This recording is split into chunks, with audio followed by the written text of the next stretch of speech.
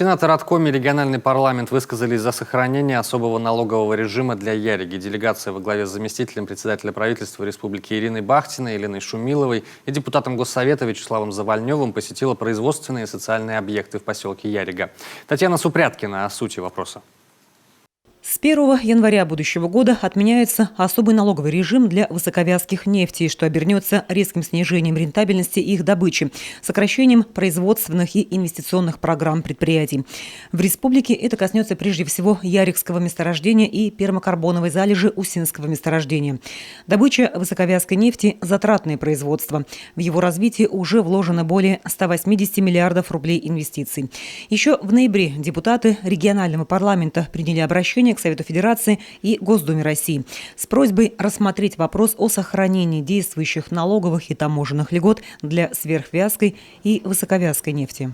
На сегодняшний день в Совете Федерации у нас создана рабочая группа по вопросам Яриги, потому что, во-первых, это не просто льгота для предприятия. За этой льготой стоят люди, а также вложения, огромные инвестиции в развитие предприятия. Для нас, как для региона, который является сырьевым, можно и нужно говорить и признавать, что мы действительно даем нефть государству, даем налоги дополнительные в бюджеты.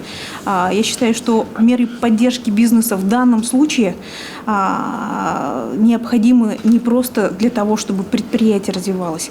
Это значит приостановка предоставление льготы, она повлияет не только на качество жизни, но еще и на экономике многих предприятий, а значит страны, а значит и бюджета российского в целом.